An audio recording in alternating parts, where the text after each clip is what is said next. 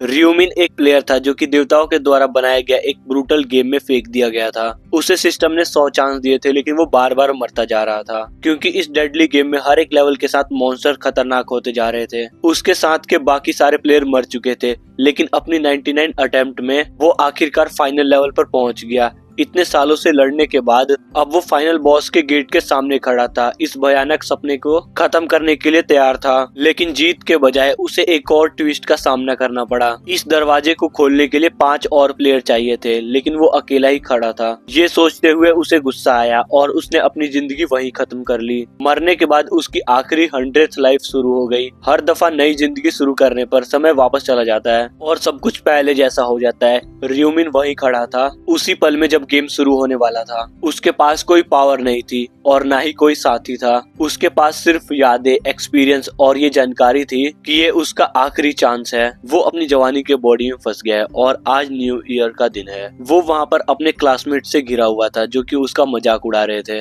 और उसको तंग कर रहे थे, और अब वो वीक बन के नहीं रहना चाहता। और इन 100 चांसों की वजह से उसने बहुत कुछ सीखा है और इन सभी चांसेस की वजह से वो इस बार अच्छे से तैयारी करेगा और सबसे बेहतरीन टीम बनाकर फाइनल बॉस को हराएगा और इस गेम को हमेशा हमेशा के लिए खत्म कर देगा। लेकिन उसका मिशन यहीं पर खत्म नहीं हो जाएगा। वो उन लोगों को भी हराएगा जिन्होंने इस गेम को बनाया है। न्यू ईयर पार्टी को एंजॉय कर रहे होते हैं, तभी उनके बीच में एक आवाज सुनाई देती है। ये आवाज इंसानों का मजाक उड़ाती है और एक शैतानी हंसी के साथ उन्हें बेवकूफ बुलाती है जो खुद को बहुत ज्यादा पावरफुल समझते हैं, जबकि उन्हें कुछ भी पता नहीं है कि क्या होने वाला है। ये सुनकर सारे के सारे हैरानी में जम जाते हैं और एक एक करके उस आवाज की तरफ भागते हैं। तभी उन्हें एक चमकती हुई औरत आसमान से उतरती हुई नजर आती है। उसकी रोशनी बिल्कुल एंजल की तरह होती है, लेकिन वो इंसानों को ऐसे देखती है जैसे कि वो कीड़े मकोड़े हो। वो इंसानों को ऐसा समझती है जैसे कि किसी बंदरों को केज में बंद कर दिया हो। वहाँ खड़े सारे लोग उसको बहुत ज्यादा हैरानी से देख रहे थे और कुछ लोग ऐसा समझते हैं कि ये बहुत ज्यादा हाईटेक कोई गैजेट है, जबकि कुछ लोग इस एंजल की खूबसूरती की तारीफ करने से अपने आप को रोक नहीं पाते हैं। रियोमिन भी उसको देखता है, लेकिन उसके लिए ये बिल्कुल भी खास नहीं है क्योंकि उसने इस चीज को 99 बार देख चुका है और अब वो इन सब चीजों से बोर हो रहा है। वो औरत शैतानी लुक के साथ देखती है और इंसानों का मजाक उड़ाती है कि वो इतनी आसानी से उससे प्यार कर बैठते हैं। एक आदमी जो कि इन सब चीजों को प्रैंक समझता है और वो नाराज होकर उसके तरफ इशारा करता है और पूछता है कि वो कौन है, क्या यहाँ पर कोई कॉस्प्ले या स्ट्रीट ड्रामा चल रहा है जिसमें फ्लाइंग गैजेट इस्तेमाल हो रहे हैं। और वो उसको एक उड़ता हुआ टिश्यू पेपर कहता है। मिन तुरंत समझ जाता है कि इस आदमी का अब आखिरी समय आ चुका है। ये सब सुनते ही उस औरत की आंखें गुस्से से लाल हो जाती हैं और वो 1 सेकंड से भी कम समय में उस आदमी का सर काट देती है, बिल्कुल एक पागल सनकी की तरह। उसका खून भीड़ में सभी लोगों पर फैल जाता है। ये देखकर वहाँ खड़ा हुआ हर एक इंसान डर से कांपने लगता है। जो औरत थोड़ी देर पहले एक प्यारी आवाज वाली प्रिंसेस नजर आ रही थी, अब वो औरत एक इविल विलन बन चुकी है और जोरदार आवाज में कहती है कि ये एक घटिया इंसान के लिए पनिशमेंट है जो अपनी औकात से बढ़कर बोलने की हिम्मत कर रहा था। फिर वो बाकी सबको चेतावनी देती है कि अगर किसी और ने उसको हिम्मत किया सवाल करने का तो उसका वही अंजाम होगा जो इस आदमी का हुआ। जब एकदम खामोशी छा जाती है तो वो सबको बहुत ध्यान से मेरी बात सुनने को कहती है और उन्हें बताती है कि उनके साथ क्या होने वाला है। मिन को ये बात सुनकर बहुत ज्यादा गुस्सा आता है क्योंकि वो ये बात 99 बार सुन चुका है और इसे वो स्कूल के प्रिंसिपल के लेक्चर की तरह बहुत ज्यादा बोरिंग समझता है। वो कहती है कि वो सब गेम खेलेंगे जिसमें 20 राउंड्स होंगे और हर महीने एक राउंड होगा। फिर वो समझाती है कि ये गेम खेलने के लिए उनके स्पिरिट को एक अलग डायमेंशन में भेजा जाएगा। उसका काम उस डायमेंशन में बस गेम के क्विज को पूरा करना होगा। वो कहती है कि जब वो क्विज को पूरा कर लेंगे तो वापस दुनिया में आएंगे और उन्हें उनके मेहनत का रिवॉर्ड भी मिलेगा। हर कोई इस अधूरी कहानी को सुनकर चिंता में पड़ जाता है और सोचने लगता है कि क्या क्वेस्ट पूरा करने से उनकी जिंदगी वापस मिलेगी भी या फिर नहीं। वो जालिम औरत फिर बोलती है और साफ साफ बताती है कि अगर वो ये सोच रहे हैं कि क्वेस्ट पूरा करने से उनकी जिंदगी बच सकती है तो ऐसा बिल्कुल भी सच नहीं है। वो अफसोस के साथ बताती है कि उनमें से आधे लोग ही जिंदा बचेंगे और ये वही लोग होंगे जो कि पावरफुल होंगे और उनका रैंक ज्यादा होगा। ये सुनकर भीड़ में डर फैलना शुरू हो जाता है। वो भारी मन से कहती है कि इस गेम में बस 15 से 29 साल के लोगों को ही शामिल किया जाएगा, बाकी सब यहीं पर रह जाएंगे। एक बूढ़ा आदमी हंसने लगता है और चिल्लाता है कि वो यहाँ पर जिंदा बच गया। तभी एक गैंग लीडर का आदमी उस पर गुस्सा होता है और चिल्लाता है और उस बुड्ढे को गले से पकड़कर लड़ाई शुरू कर देता है। गैंग लीडर बीच में आता है और उस आदमी को जल्दी से चुप कराता है और कहता है कि अगर उसने भी बेवकूफों की तरह रिएक्ट किया तो उसका सर भी फट जाएगा। उसके बाद वो एंजल अनाउंस करती है कि इस गेम में 18 मिलियन से ज्यादा लोग शामिल होंगे और तुरंत टेलीपोर्टेशन शुरू हो जाता है। हर कोई एक ऐसी जगह पर भेज दिया जाता है जहाँ पर वो एक दूसरे को नहीं देख सकते और उन्हें अपना कैरेक्टर बनाने को कहा जाता है और इसी दौरान उनका सोल ट्रांसफर शुरू हो जाता है। वो उन्हें चेतावनी देती है कि उन्हें अपनी चॉइस में ध्यान रखना होगा क्योंकि उन्हें दोबारा अपने कैरेक्टर को चेंज करने का चांस नहीं मिलेगा।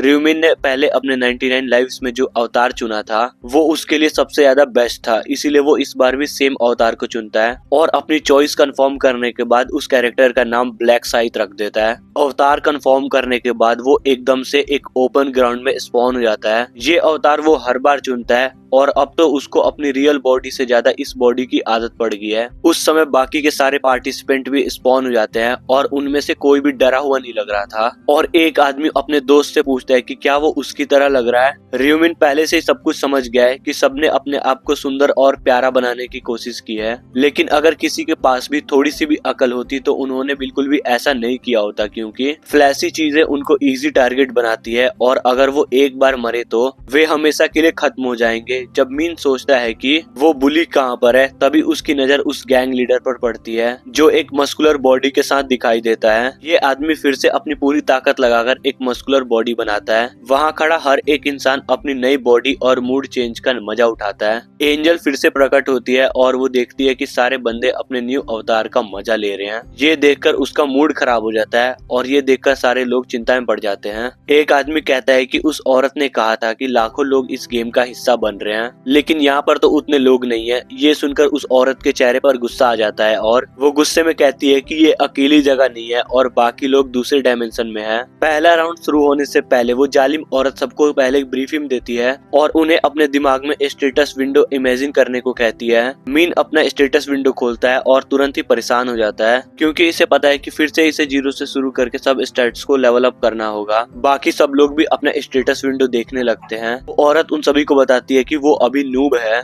और किसी भी गेमर को इस बारे में पहले से ही पता लग गया होगा। वो कहती है कि उन्हें अब पावरफुल होने के लिए पहले से ही मेहनत शुरू कर देनी होगी और वो कहती है कि अगर वो किसी तरीके से पहले लेवल को क्लियर कर देते हैं तो वो ना सिर्फ जिंदा बचेंगे बल्कि उन्हें एक फ्री विश भी मिलेगी। फिर वो उन्हें अपना इन्वेंटरी इमेजिन करने को कहती है क्योंकि उसने हर एक के लिए एक छोटा सा गिफ्ट रखा है। सब लोग अपनी इन्वेंटरी चेक करते हैं और उनको एक छोटा सा रेड स्टोन नजर आता है। वो औरत उन सबको समझाती है कि ये रैंडम सा दिखने वाला पत्थर ये बस एक बार यूज होता है और ये सिर्फ लेवल 1 पर एक्टिवेट किया जा सकता है। वो कहती है कि ये एक यूनिक आइटम है जो कि सिर्फ इस वक्त दिया गया है और बताती है कि इसे कैसे यूज करना है। मीन जरा भी वेट नहीं करता और अपने स्टोन को एक्टिवेट कर देता है और उसके रिजल्ट को देखकर चौंक जाता है। वो जालिम औरत तुरंत कहती है कि हर कोई अपने रिजल्ट से खुश होगा और जब वो रेड स्टोन जब फुल एक्टिवेट हो जाएंगे तो वो आखिरकार उनके क्वेस्ट को एक्टिवेट करती है। उसी वक्त हर प्लेयर के सामने एक क्वेस्ट विंडो खुलती है और उस क्वेस्ट में हर एक बंदे को 100 गॉगलिन मारने का ऑर्डर दिया जाता है। अगर एक प्लेयर 100 गॉगलिन को मार लेता है तो उसका क्वेस्ट पूरा कर लिया जाएगा। अचानक से गॉगलिन आसपास हर जगह से अपीयर होने लगते हैं जिससे हर एक प्लेयर अलर्ट हो जाते हैं। ये सब कुछ देखकर ऐसा लग रहा था जैसे किसी ने वर्चुअल रियलिटी को एडवांस कर दिया हो और उन सबको टेस्ट सब्जेक्ट बना लिया हो। वो जालिम औरत बहुत सारे गॉगलिन्स को उन 5000 बेबस इंसानों के बीच छोड़ देती है और उन सभी लोगों को लड़ने का ऑर्डर देती है क्योंकि अगर उन्होंने गॉगलिन के खिलाफ कुछ भी नहीं किया तो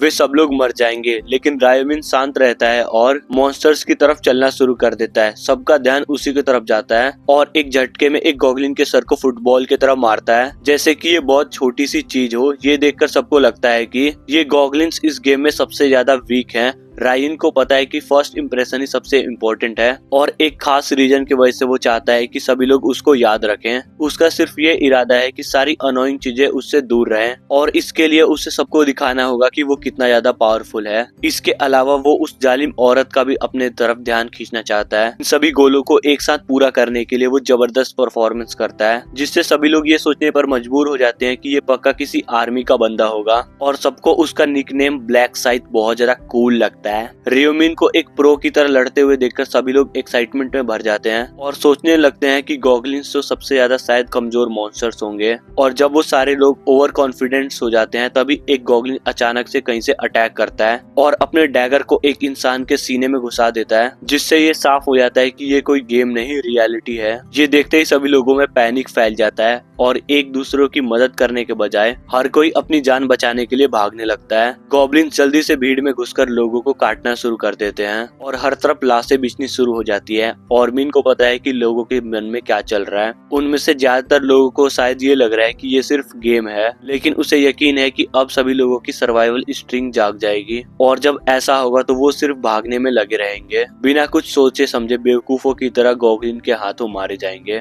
रियोमिन ने भी एक बार यही किया था और ये सब कुछ समझने में उसके 2 चांसेस वेस्ट हो गए थे। यहाँ मॉन्स्टर से भागना बेकार है। एक लड़की भागने की कोशिश करती है, लेकिन थोड़ी दूर भागने के बाद वो एक इनविजिबल बैरियर से टकरा जाती है, जिससे सबको साफ हो जाता है कि उनके पास और कोई चारा नहीं है, उन्हें लड़ना ही होगा। लेकिन ऐसे मॉडर्न इंसानों के लिए ये बहुत ज्यादा मुश्किल था, जिन्होंने कभी कीड़े मकोड़ों को भी नहीं मारा था। इन खतरनाक गॉगलिन्स को मारना उनके लिए एक बहुत बड़ा चैलेंज था और वो तभी बच पाएंगे जब वो लोग अपने आप को पूरी तरीके से बदल लेंगे। एक के बाद एक लोग गिर रहे थे और जो जिंदा बचे होते हैं वे हर किसी से मदद मांग रहे होते हैं और उसी समय वो जालिम औरत इन सभी चीजों का मजा ले रही होती है और उसे पता है कि गॉगलिन्स वीक होते हैं, लेकिन जब वो ग्रुप्स में अटैक करते हैं और वेपन यूज करते हैं तो बहुत खतरनाक हो जाते हैं। और इसी बीच वो रियोमिन की तरफ थोड़ा इंटरेस्ट दिखाती है। आखिरकार रियोमिन की मेहनत रंग ला रही थी। वो औरत थोड़ा बहुत परेशान हो रही थी क्योंकि वो प्लेयर्स के क्वेस्ट प्रोग्रेस के अलावा और कोई भी स्टेटस नहीं देख सकती। उसे लगता है कि उस जैसे हाई लेवल एंजल के लिए ये एक डिसरिस्पेक्ट है, लेकिन फिर भी वो ब्लैक साइड को देखते हुए मजा लेती है। वो लगभग 75 गॉगलिन्स को मार चुका है और थोड़े से गॉगलिन्स को मार के वो अपना क्वेस्ट पूरा कर लेगा। ये सोचकर वो अपना रफ्तार बढ़ा देता है और वो उन गॉगलिन्स को ऐसे मारता है जैसे वो गेम खेल रहा हो, और वो तब तक मारता है जब तक कि बचे हुए गॉगलिन्स वहां से भाग न जाए। ये उसको थोड़ी देर के लिए सांस लेने का मौका देता है और इस छोटे से ब्रेक में वो अपना स्टेटस विंडो खोलता है और फिर उसे पता चलता है कि वो लेवल 4 तक पहुंच चुका है।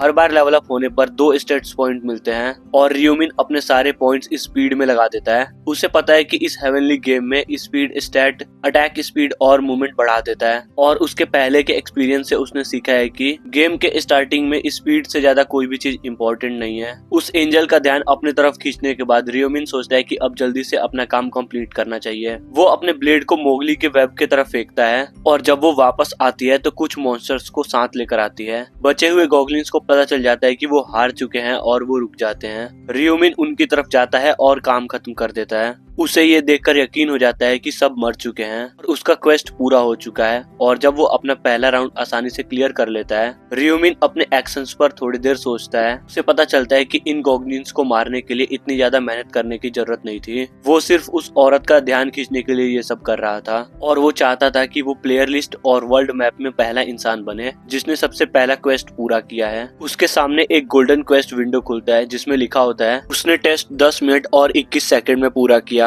और उसने टेस्ट को सबसे पहले कंप्लीट किया है। रियोमिन को पता है कि टॉप 3 प्लेयर्स को स्पेशल रिवॉर्ड मिलते हैं और वो टॉप पर है, इसलिए उसको सबसे अच्छा रिवॉर्ड मिलेगा। उसे एक बेस लेवल का रेयर वेपन टिकट और वर्ल्ड मैप पर नंबर 1 होने पर उसको एक यूनिक रिवॉर्ड मिलता है। जब रियोमिन अपने फर्स्ट प्लेस के रिवॉर्ड को खोलता है तो उसके सामने काफी सारे वेपन चुनने के ऑप्शन होते हैं। उन ऑप्शंस में से रियोमिन एक बिगिनर लेवल का डैगर स्टिलेटो चुनता है और जो उसने इस लेवल को कंप्लीट करने के लिए बेकार सा डैगर इस्तेमाल किया था उसको फेंक देता है और अपना दूसरा रिवॉर्ड बाद के लिए बचा लेता है और अपना स्टेटस मेन्यू देखता है। फिर वो देखता है कि बाकी के बाहर जितने भी लोग हैं वो अभी भी गॉगलिन से लड़ने में व्यस्त हैं। फिर रियोमिन अपने नए टाइटल को देखता है जो कि उसको मिला है। ये द लास्ट टाइम ट्रैवलर का टाइटल है जो उसने पिछले 99 लाइफ में कभी नहीं पाया था। फिर वो उस रेड स्टोन को यूज करता है जो कि उसको मिला था और उसे रून ऑफ टाइम रिवर्सल मिल जाता है। जैसे ही वो उसकी बॉडी में इनग्रेव होने लगता है टम उसको इन्फॉर्म करता है कि उसके ऊपर पुराने स्टोन के इफेक्ट होने की वजह से ये रेड स्टोन सही से एक्टिवेट नहीं हो सकता, जिसकी उसके बाद स्टोन इनग्रेविंग फेल हो जाता है। ये बात मिन को हैरान नहीं करती। अगर ये स्टोन सक्सेसफुली इनग्रेव हो जाता तो एक एंडलेस टाइम रिवर्सल ग्लिच बन जाती जो कि बहुत ज्यादा पावरफुल होती। सिस्टम और बताता है कि उसकी 100 रिग्रेशन की वजह से उसका एक नया टाइटल अनलॉक हो गया है। मिन समझ जाता है कि टाइटल्स गेम में मैजिक स्टोन का अपग्रेडेड वर्जन होता है और अपने नए टाइटल्स की डिटेल्स देखता है। उसे पता चलता है कि ये टाइटल उसके मरने के बाद एक बार पूरी तरीके से रिवाइव करने में मदद करेगी। मिन याद करता है कि रिवाइवल स्किल ज्यादातर प्रीस्ट के लिए होती है और वो भी सिर्फ 30% हेल्थ के साथ रिवाइव कर सकते हैं, लेकिन इसका टाइटल काफी ज्यादा पावरफुल है जो कि फुल रिकवरी के साथ है, जिसको देखकर मिन अपनी पावर से बिल्कुल दंग रह जाता है और जल्दी से सिस्टम की हाइड फीचर से इसको छिपा देता है। सब कुछ चेक करने के बाद वो सोचता है कि क्या कोई और प्लेयर भी क्वेस्ट को पूरा कर चुका है। फिर वो उस बुली गैंग लीडर के बारे में सोचने लगता है। वो बुली को अपने दोस्तों के साथ लड़ते हुए देखता है और समझ जाता है कि वो भी ये राउंड क्लियर कर लेगा। जब इंसानों की तादाद गॉब्लिन के बराबर हो जाती है, वो एंजल बोर हो जाती है और ज्यादा गॉब्लिन स्पॉन करने का सोचती है ताकि लड़ाई आगे भी चलती रहे। और इसी बीच मरने वाले लोगों की बॉडी गायब होने लगती है। ये देखकर उनके दोस्त और लवर रोने लगते हैं और गम में डूब जाते हैं और 5000 गॉब्लिन्स की बड़ी टोली इंसानों पर बहुत ज्यादा भारी पड़ रहे थे और वो सब उसको मारने के बारे में सोचकर ही बहुत परेशान हो रहे थे। उन लोगों का टारगेट पॉइंट जो क्वालिफाई करने के लिए जरूरी है धीरे धीरे पूरा हो जाता है, यहाँ तक कि वो 5000 से भी ऊपर हो जाता है, जिससे गॉब्लिन्स गायब हो जाते हैं। जो क्वालिफाई नहीं होते उनको अलविदा कहा जाता है और वो सब भी मरे हुए लोगों की तरह हवा में ही गायब हो जाते हैं, वो भी बिना किसी निशान के। और एक आदमी उस एंजल पे बहुत जोर जोर से चिल्लाया जाता है और कहता है कि बस उसे एक और गॉब्लिन मारना है, लेकिन गेम के रूल किसी के लिए भी नहीं बदल सकते। हर राउंड में सिर्फ आधे लोग ही क्वालिफाई करते हैं, जो बच गए वो अगले राउंड के लिए क्वालिफाई हो जाते हैं। लेकिन उसी वक्त अपने साथियों को गायब होता देखकर वो डर के मारे चिल्लाने लगते हैं। वो जालिम औरत कहती है कि उन्हें जिंदा होने का शुक्र अदा करना चाहिए और अगर वो दूसरे राउंड में भी जिंदा रहना चाहते हैं तो उन्हें ज्यादा मेहनत करनी होगी। जाने से पहले सिस्टम उनके लीडर बोर्ड और रिवॉर्ड दिखा देता है। सबको 1000 पॉइंट मिलते हैं, जिससे वो लेवल 10 पर स्टोर अनलॉक होने के बाद चीजें खरीद सकते हैं। लीडर बोर्ड अपडेट होने के बाद सबको रायमिन के बारे में पता चलता है। बिल्कुल वैसा ही हुआ जैसा कि उसने प्लान किया था। उसकी फर्स्ट प्लेस रैंकिंग एंजल का ध्यान खींचती है और वो पूछती है कि वो इतना ज्यादा पावरफुल कैसे बन गया, और वो सोचती है कि शायद उसको कोई रेयर मैजिकल स्टोन मिल गया है। रियोमिन उसका मजाक उड़ाता है और उससे पूछता है कि क्या वो नहीं देख सकती कि उसे कौन सा स्टोन मिला है। वो जालिम औरत अपना तुरंत मूड चेंज कर लेती है और कहती है कि उसको सब कुछ पता है और अपनी इज्जत बचाने के लिए झूठ बोलने की कोशिश करती है। मीन फिर उस एंजल से पूछता है कि क्या वो भी एक सवाल कर सकता है। वो जिद करता है कि फर्स्ट आने का रिवॉर्ड उसके लिए काफी नहीं है, जिससे उसका पेट नहीं भर रहा, और ये सुनकर वो एंजल बिल्कुल आग बबूला हो जाती है। जब उससे बेहतर रिवॉर्ड मांगा जाता है, वो मिन से कहती है कि जो उसने कहा वो दोबारा बोले, और रियोमिन बिना झिझके हुए दोबारा से बोलता है, जिससे वो एंजल और भी ज्यादा गुस्सा हो जाती है। वो गुस्से में मुंह बनाती है और मनी मन सोचती है कि ये घटिया इंसान इतने गॉगलिन्स मारने के बाद भी कैसे खुश नहीं हो सकता। गुस्से में आकर वो मिन का सिर फाड़ने के बारे में सोचती है, लेकिन फिर उसको याद आता है कि उसने अपना ट्रम्प कार्ड पहले ही किसी दूसरे इंसान पर यूज कर लिया था। रूल्स के हिसाब से वो सिर्फ एक ही इंसान को मार सकती थी। उसे अफसोस होता है कि उसने अपना मौका किसी और पर बर्बाद किया, लेकिन तभी उसके दिमाग में एक नया आइडिया आता है। वो रियोमिन से पूछती है कि क्या उसे सच में एक अच्छा रिवॉर्ड चाहिए। फिर वो रियोमिन को समझाती है कि नॉर्मली गेम्स का रूल उसको ऐसा करने से रोकती है, लेकिन वो शायद एक एक्सेप्शन बना सकती है। वो बाकी इंसानों से कहती है कि वो थोड़ी देर वेट करें, क्योंकि उसे मिन से अकेले में बात करनी है। ये सुनते ही भीड़ में हलचल मच जाती है। सब सोचने लग जाते हैं कि क्या इस गेम में बार्गेनिंग नॉर्मल है, और कुछ लोग ये सोचने लगते हैं कि वो भी उससे एक बेहतर रिवॉर्ड मांगेंगे। जब वो रियोमिन को सबसे अलग ले जाने लगती है तो सबको शक होने लगता है कि ये रिवॉर्ड कितना ज्यादा अच्छा होगा, और कुछ लोग तो उसके किस्मत से जलने लगते हैं। रियोमिन फिर उस औरत के पीछे जंगल में चला जाता है, लेकिन उससे थोड़ी सी दूरी बनाए रखता है। ये चीज वो नोटिस करती है और कहती है कि वो उसके साथ चले।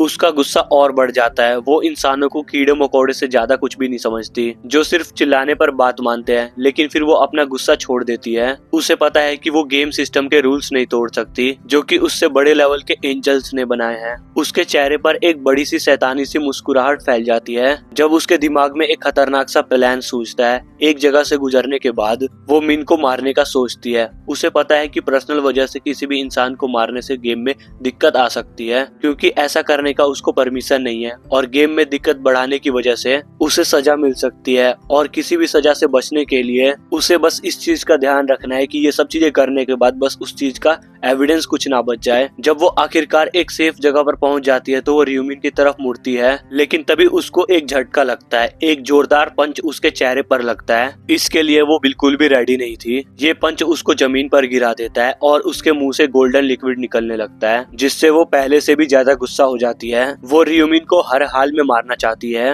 वो उसकी तरफ बढ़ने की कोशिश करती है, लेकिन हैरानी की बात यह है कि वो एकदम से गायब हो जाता है। फिर रियोमिन उसके पीछे चुपके से आता है और इस बात की उसको बिल्कुल भी भनक नहीं लगती। वो उसके पंख को एक हाथ से पकड़ लेता है और दूसरे हाथ से उसका गला दबाता है और उसे वहीं रोके रखता है। और वो चिल्लाते हुए उसको रुकने के लिए कहती है और पूछती है कि वो आखिरकार कर क्या रहा है, लेकिन रियोमिन जरा भी नहीं रुकता और एक के बाद एक वो उसके पंख को नोच देता है और दिखाता है कि अब भागने का कोई भी रास्ता नहीं है। जब वो उसके पंख को पूरी तरीके से फाड़ देता है तो उसका मजाक उड़ाता है और पूछता है कि क्या ये दर्द दे रहा है। और जब वो एंजल, जो बिल्कुल परेशान और गुस्से में है, उससे पूछती है कि क्या वो पागल हो चुका है, मीन एक शैतानी सी हंसी के साथ उसको आराम से समझाता है कि उसे पता था कि उसने अपने परों के अंदर एक डैगर को छिपा रखा था और वो उसको खंजर से रियोमिन को मारने का प्लान बना रही थी। लेकिन वो एंजल इसके लिए बिल्कुल मना करती है और वो कहती है कि ऐसा करने का उसका बिल्कुल भी इरादा नहीं था। पर मीन शांति से उसके रियल नाम ब्रियल से बुलाता है और कहता है कि झूठ बोलने से कुछ भी नहीं होगा। ब्रियल एकदम से घबरा जाती है, सोचती है कि एक मामूली से इंसान को उसका रियल नाम कैसे पता चल सकता है। तभी रियोमिन उसका डैगर निकालता है और डर के मारे उस एंजल की हालत खराब हो जाती है। वो अपनी जिंदगी बचाने के लिए बेचैन हो जाती है। वो उसको झूठी धमकी देती है कि वो एक उंगली के इशारे से उसका सिर काट देगी, लेकिन रियोमिन तुरंत उसका बात काटता है और कहता है कि वो अपना किलिंग मूव पहले ही यूज कर चुके हैं। ये सुनकर एंजल बिल्कुल घबरा जाती है और बहाने बनाने लगती है और किसी तरीके से डील करने की कोशिश करती है। वो एक आखिरी धमकी देती है कि उसके दोस्त उसको बिल्कुल भी जिंदा नहीं छोड़ेंगे, लेकिन रियोमिन उसके बात को सीधा काट देता है और कहता है कि उसकी मदद करने के लिए कोई भी नहीं आएगा,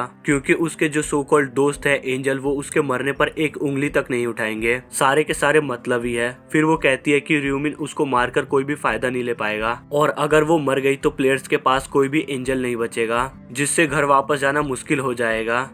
मीन उसको बताता है कि सिस्टम रिवॉर्ड देने के बाद प्लेयर्स को वापस खुद ब खुद भेज देता है और इसके लिए उस एंजल की बिल्कुल भी जरूरत नहीं है। वो बार बार डील करने की कोशिश करती है और काफी बेकार से बहाने बनाती है और कहती है कि रियोमिन को जो भी इंफॉर्मेशन चाहिए होगी वो उसको दे देगी। अपनी जान बचाने के लिए वो हर हद पार कर देती है, लेकिन मीन उसकी बातों से जरा भी कन्विंस नहीं होता और कहता है कि उसको इस गेम के बारे में पहले से ही सब कुछ पता है और ये एंजल उसके जैसे लोगों के लिए बस शतरंज के मोहरे हैं, जो प्लेयर्स को गाइड करने के अलावा उनका और कोई भी काम नहीं है। मीन उस पर जरा भी रहम नहीं दिखाता और अपनी ब्लेड सीधा उसके जिस्म के अंदर घुसेड़ देता है और उसे हमेशा के लिए खत्म कर देता है। एंजल को खत्म करने के बाद सिस्टम उसको बताता है कि वो पहला इंसान है जिसने एंजल को मारा है और उसे फर्स्ट एंजल स्लेयर का टाइटल देता है। इसके अलावा रियोमिन को एंजल का खून और स्टोन ऑफ स्लोटर मिलता है और ये पहली बार नहीं है जो कि उसने ऐसा कुछ किया हो और पहले की तरह वो फिर से पहला बंदा है जिसने एंजल को सबसे पहले मारा हो। ये स्टोन इनग्रेव होकर उसकी बॉडी में अब्सॉर्ब हो जाता है और उसका नया टाइटल बॉडी के स्टेट्स को डबल कर देता है जब वो किसी होली ऑर्डर के मेंबर से लड़ता है। पिछले रिग्रेशंस में उसको इन रिवॉर्ड के बारे में 13 राउंड में पता चला था जब वो पहली बार एंजल से लड़ रहा था और ये रिवॉर्ड सिर्फ इंसान के लिए बने हैं, इसलिए सिस्टम ने इन रिवॉर्ड को बहुत यूनिक बनाया है। इस टाइटल से स्टैट्स डबल होने के अलावा उसको बोनस भी मिलता है जो हर दुश्मन को मारने के बाद उसके स्टेट्स को काफी अच्छा बढ़ाता है। ये इफेक्ट 100% तक बढ़ सकता है, लेकिन अगला राउंड शुरू होने पर ये स्टैट पूरा रीसेट हो जाता है। मीन एक शैतानी स्माइल के साथ एंजल का खून, जो कि एक गोल्डन आइटम जैसा होता है, उसे पकड़ता है और सच बोले तो उस एंजल को मारने का रियल वजह ये गोल्डन ब्लड ही होता है। ये आइटम ग्रीम रीफर जैसी प्रोफेशन चूज करने का ऑफर देता है। प्रोफेशन वो चीजें हैं जो हर प्लेयर को लेवल 10 के बाद मिलती हैं और टोटल 30 तरह की प्रोफेशन होती हैं और इन्हें अनलॉक करने के काफी सारे तरीके हैं। उनमें से एक है स्पेशल आइटम पाना, या तो हंट करके या फिर कुछ रिक्वायरमेंट पूरे करके। लेकिन कुछ प्रोफेशन यूनिक क्लास में आती हैं, मतलब वे सिर्फ एक ही इंसान के लिए होती हैं, जैसा कि उम्मीद थी। ये प्रोफेशन बाकी सबसे बिल्कुल अलग लेवल की प्रोफेशन होती हैं। रायोमिन फिर अपना वर्ल्ड मैप रिवॉर्ड चेक करता है और अगले राउंड के लिए एक्सपीरियंस बूस्ट चूज करता है। उसे पता है कि अभी सबसे जरूरी बात लेवल 10 तक पहुंचना है ताकि वो अपनी प्रोफेशन अनलॉक कर सके। वो जानता है कि ये उसका आखिरी रिग्रेशन है और इसलिए वो इस बार सबसे ज्यादा ताकतवर बनना चाहता है। इसके लिए उसको हर एक चीज का यूज करना होगा जो उसके हाथ लगेगी। तभी राउंड खत्म हो जाता है और हर एक जिंदा बंदा अपने अपने वापस जगह पर भेज दिया जाता है। अर्थ पर वापस लौटने के बाद सारे बंदे धीरे धीरे कर अपने कॉन्शियसनेस में आने लगते हैं। सब लोग चिंता में पड़ जाते हैं और सोचने लगते हैं कि ये सब क्या था। ज्यादातर लोगों को ये एक अजीब सा सपना लग रहा था। जब वो इधर उधर देखते हैं तो उनको पता चलता है कि उनकी बॉडी उसी वक्त गिर गई थी जब वे उस दूसरे डायमेंशन में टेलीपोर्ट हो गए थे। और वो फोन में टाइम चेक करते हैं और उनको पता चलता है कि जो उस टाइम सपने में बीता वो बिल्कुल रियल दुनिया के टाइम से मैच करता है, जिससे उनको ये चीज और भी डरावना लगता है। फिर वो उठते हैं तो उनका सर उनको भारी लगता है, उनके हाथ पैर दर्द से टूट रहे होते हैं और उस बुली का नाम यंग होता है। वो इधर उधर देखते हैं और देखते हैं कि कुछ लोग अभी भी बेहोश पड़े हैं, जैसे कि वो अभी भी सपने में बंद हो। सब लोग आपस में बात करना शुरू कर देते हैं और धीरे धीरे कंफर्म करते हैं कि ये कोई सपना नहीं था और अगला राउंड शुरू होते ही वो फिर से वहीं टेलीपोर्ट हो जाएंगे। वे जल्दी से अपने बेहोश दोस्तों को जगाने के लिए दौड़ते हैं, लेकिन जैसे ही वो वहां पर जाके चेक करते हैं तो उनको पता चलता है कि उनके जिस्म ठंडे पड़ चुके हैं और वे सांस भी नहीं ले रहे हैं। इससे ये कंफर्म होता है कि ये लोग सच में मर चुके हैं। उसी समय सबको ये हार्श रियलिटी समझ आती है। जब उस एंजल ने कहा था कि आधे लोग जिंदा रहेंगे तो ये बात कोई मजाक नहीं था। जो लोग क्वालिफाई नहीं हो पाए वो हमेशा के लिए गायब हो चुके हैं। सब लोगों में डर एक आग की तरफ फैल जाता है। बुली यंग भी थरथर कांपने लगता है। ऐसा लगता है जैसे उसके दिल में डर भर गया हो। लेकिन ये बदमाश ये सोच के खुश हो जाता है कि लोग कितने भी ज्यादा अमीर हो या फिर गरीब हो, इस गेम में सब लोग बराबर हैं। तो वो एक डर के मारे चिल्लाते हुए लड़के को कहता है कि शांत हो जा और सुकून से जिंदगी जी। वो कहता है कि दुनिया तो पहले से ही जालिम थी। यंग के बात करने के अंदाज से वो रियलिटी को समझ जाता है और खुद को संभाल लेता है। यंग का गंजा चेला उससे कहता है कि भले उसकी जिंदगी की कोई वैल्यू ना हो, लेकिन उसके पास भी कुछ सपने हैं जो वो पूरे करने चाहता है। लेकिन वो पागल आदमी उसके बात को बिल्कुल इग्नोर करता है और वो किसी को ढूंढने लगता है। और जब वो नहीं मिलता तो वो मन ही मन सोचता है कि पता नहीं कहाँ पर ये मीन गायब हो गया और चुपके से हंसने लगता है और ये सोचता है कि वो कमजोर सा बंदा किसी नाली में गिरकर मर गया होगा बिना किसी के नोटिस किए। तभी उसका ध्यान एक आदमी पर जाता है जो कि पूरा आर्मर पहने हुए खड़ा होता है। वो बस अपनी ही दुनिया में मस्त है और वो हवा में देख रहा होता है। वो बदमाश समझ जाता है कि वो भी अपने सिस्टम को खोलकर अपने स्टैट्स चेक कर सकता है। ये देखकर उसके गुंडे भी अपने स्टैट्स खोलने की कोशिश करते हैं और स्टैट्स देखकर चौंक जाते हैं। उसकी गैंग को ये देखकर समझने में थोड़ी देर लगती है कि वे भी अपने स्टेटस को खोल सकते हैं और रियल दुनिया में भी अपने आइटम को देख सकते हैं, लेकिन कोई भी दूसरे का स्टेटस स्क्रीन नहीं देख सकता। यंग इसको चेक करने के लिए एक पत्थर उठाता है और उसको आसानी से चूर चूर कर देता है। ये देखकर कि पत्थर उसके पावर से कितनी आसानी से क्रश हो गया, वो सांप जैसी आंखों वाला बंदा अपनी न्यू पावर पर बिल्कुल पागलों की तरह हंसने लगता है। अगले दिन इस घटना का खबर आग की तरह जंगल में फैल जाती है। ये बात सभी को पता चल जाता है कि हजारों लोगों को आधी रात में एक मिस्टीरियस औरत ने गायब कर लिया था और काफी समय बाद जब वो वापस आए तो वो सब बेहोश हो गए थे। उनमें से कुछ ही लोग उठ पाए। लोग अफवाहें उड़ा रहे हैं कि उस औरत के पास इंसान के सर को गुब्बारे की तरफ फोड़ने और लोगों को सीधा कोमा में भेजने जैसी पावर है। मीन अपनी फोन में ये सब देख रहा होता है कि कैसे एक्सपर्ट इस सब सिचुएशन को समझने की कोशिश कर रहे हैं और सोचता है कि जितने भी बेहोश लोग हैं वो कुछ समय में हार्ट अटैक की वजह से मारे जाएंगे और डर के मारे सबकी हालत खराब हो जाएगी। उन बेहोश प्लेयर में कुछ फेमस सेलिब्रिटी भी हैं, लेकिन असली गेम तब शुरू होगा जब पुलिस को पता चलेगा कि जो लोग बचे हैं उनको कुछ स्पेशल पावर मिल चुकी है। हालांकि शुरुआत में उनकी पावर इतनी ज्यादा खतरनाक नहीं होंगी, इसलिए वो इतनी ज्यादा बड़ी प्रॉब्लम नहीं बनेंगे। लेकिन अगली क्वेस्ट में अगर वो लोग सरवाइव कर लेंगे तो ये प्लेयर इतने ज्यादा पावरफुल हो जाएंगे कि उनको मिलिट्री भी संभाल नहीं पाएगी। तभी यहाँ पर मीन सामने आएगा और हीरो बनकर इन सभी लोगों को रोकेगा, इससे पहले कि उन सभी लोगों का पावर का नशा उनके सर पर ना चढ़ जाए। और अगर ऐसा हुआ तो ये लोग फाइनल राउंड के शुरू होने से पहले ही धरती को तबाह कर देंगे। उसने फैसला कर लिया है कि वो अपने शानदार पावर से उन सभी लोगों को हरा देगा, लेकिन इस बार इसे पता है कि चालाकी से खेलना होगा और टॉप प्लेयर्स को अपने साथ मिलाना होगा अगर वो फाइनल राउंड में सरवाइव करना चाहता है। हालांकि उसे एक जरूरी काम निपटाना है। वो जल्दी से वापस अपने अपार्टमेंट में आता है। फिर वो किचन में जाता है और ये देखकर बुरा फील करता है कि उसका छोटा भाई हमेशा की तरह कप नूडल खा के सो गया है। मीन चुपके से दरवाजा खोलता है और अंदर झांकता है, ये ध्यान रखते हुए कि उसका छोटा भाई न जग जाए। उसे ये देखकर सुकून मिलता है कि उसका छोटा भाई अब आराम से सो सकता है, चाहे उसका बड़ा भाई उसके पास हो या फिर ना हो। अपनी लंबी हाइट होने के बावजूद वो अभी भी एक 7th ग्रेड का छोटा सा लड़का है जो अपने भाई के साथ अकेला रहता है। जब से उसके पेरेंट्स की कार क्रैश में मौत हुई है। वो दोनों भाई साथ ही रहते हैं, इस दुनिया में उनका और कोई नहीं है। क्वान के चोट लगे हाथ के बैंडेज को दबाते हुए मिन के दिल में पछतावे और दर्द की लहर उठती है। बिना एक पल गवाए वो लाइट ऑन करता है और अपने छोटे भाई को उठाकर कहता है कि हमें अभी निकलना है। क्वान अपने नींद में डूबे हुए अंदाज में पूछता है कि इतनी सुबह सुबह वो जल्दी क्यों उठा रहा है, लेकिन उसका बड़ा भाई ब्लैंकेट खींच देता है और उसे कहता है कि अपनी सुस्ती छोड़कर जल्दी कपड़े बदल ले, क्योंकि उन्हें एक जरूरी काम है जिसके बारे में वो रास्ते में उसको बताएगा। छोटा भाई गुस्से में बोलता है कि अगर वो अपने बोरिंग रूटीन के लिए उसको उठा रहा है तो वो बिल्कुल भी नहीं जाएगा, लेकिन तभी मीन अपनी टोन को अचानक से सीरियस कर देता है और कहता है कि अभी कुछ बहुत बड़ा होने वाला है, इसलिए अब सोने का समय नहीं है। उसका छोटा भाई चेहरा लटकाए हुए पूछता है कि क्या न्यू ईयर सेलिब्रेशन में कुछ हुआ है जहाँ पर मीन गया था, और मीन कहता है कि चलो जल्दी जल्दी, मैं सब कुछ रास्ते में समझा दूंगा। जब दोनों भाई सुनसान रास्ते से गुजर रहे होते हैं तो छोटा भाई सोचता है कि अचानक से उसका बड़ा भाई इतना सीरियस और परेशान क्यों हो रहा है। तभी मीन उसे न्यूज चेक करने को बोलता है, क्योंकि जब वो सो रहा था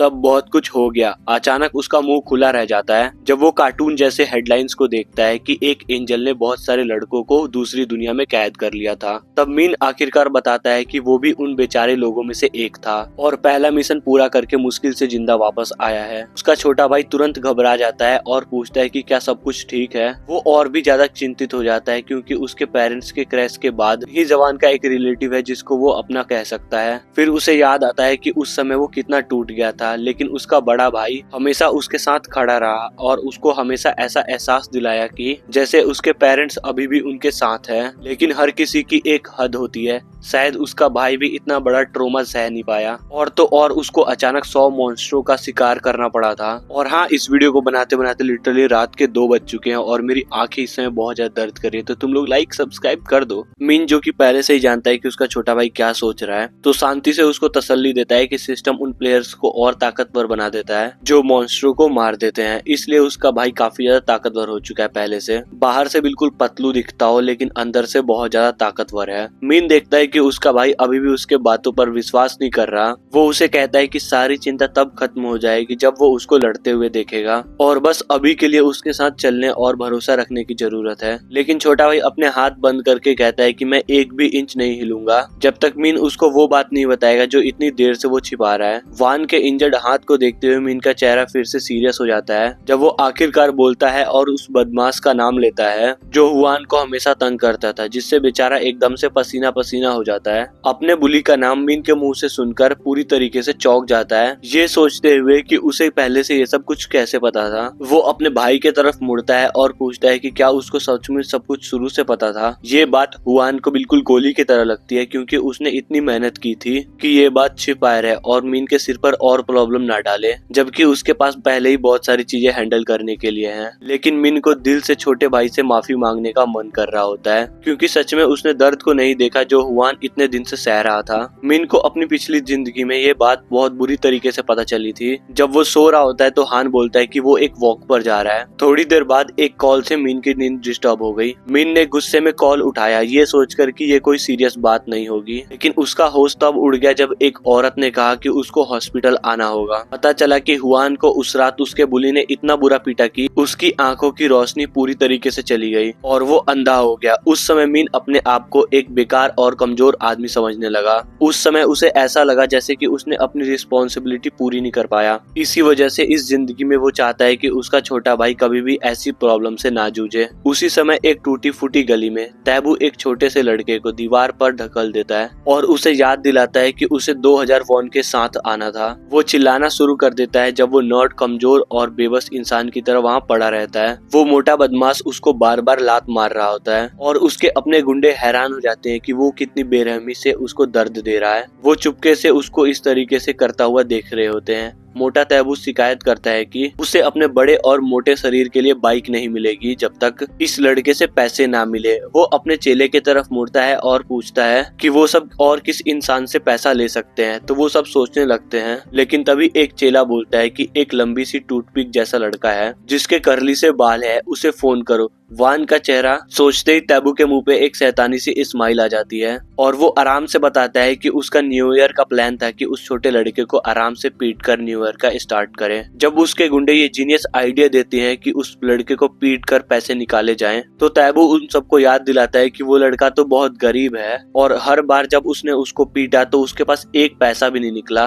तैगू ये मेंशन करता है कि हुआन अपने भाई के साथ रहता है। तभी वो दोनों भाई वहाँ पर आ जाते हैं और मोटे हुआन की नजर उन दोनों पर पड़ती है और उसे खुशी होती है जब वो देखता है कि ये कोई और नहीं बल्कि उसका पसंदीदा पंचिंग बैग और उसका बड़ा भाई है। ये देखकर वो मोटा बदमाश और उसके चेले बड़ी खतरनाक सी स्माइल करने लगते हैं और वो मजाक में कहता है कि अक्सर शैतान का नाम लेने से वो आ जाता है, लेकिन इस बार तो उसको गिफ्ट मिल गया। और इसके तुरंत बाद ये मोटा बदमाश बहुत पागलपन दिखाता है और हुआन को गालियां देने लगता है, जिससे हुआन डर जाता है और थर-थर कांपने लगता है। वो जल्दी से माफी मांगता है, लेकिन मिन जरा भी नहीं हिलता और उस मोटे को गुस्से वाली नजर से देखता है, जो कहता है कि अब उसके दिन पूरे होने वाले हैं। मोटा गुस्से में सोचता है कि हुआन ने अपने भाई को एक नए पंचिंग बैग के रूप में खुद ही सर्व कर दिया। फिर पूछता है कि ये कौन है जो इस बेचारे को बचाने के लिए साथ आया है। हुआन के जवाब देने से पहले ही बड़ा भाई आगे बढ़ता है और अपना इंट्रोडक्शन देता है, जिससे मोटा तैगू और भी ज्यादा खुश हो जाता है और वो हुआन से कहता है कि इस बार उसने सचमुच गलती कर दी और इस बार उसका भाई मार खाएगा। लेकिन एक पल के लिए ये मोटा बदमाश रुकता है और अपने चेलों को आगे भेजता है, ये देखने के लिए कि असल में ये बंदा कितना ज्यादा पावरफुल है। पहला चेला मिन की छोटी हाइट देखकर इतना हंसता है कि जिससे मानो उसकी जान निकलने वाली हो, लेकिन मिन उसका जवाब एक जोरदार मुक्के से देता है जो कि सीधा उसके मुंह पर लगता है। और ये देखकर दूसरा चेला, जो कि लिटरली में सस्ता जस्टिन बीबर लगता है, इतना शॉक हो जाता है कि वो पूरी ताकत से मिन पर पंच मारने के लिए आगे आता है। वो काफी कॉन्फिडेंस से आता है, लेकिन मिन एक शानदार से डॉज से बच जाता है और वो इतना जोरदार शानदार सा पंच मारता है जिससे वो बंदा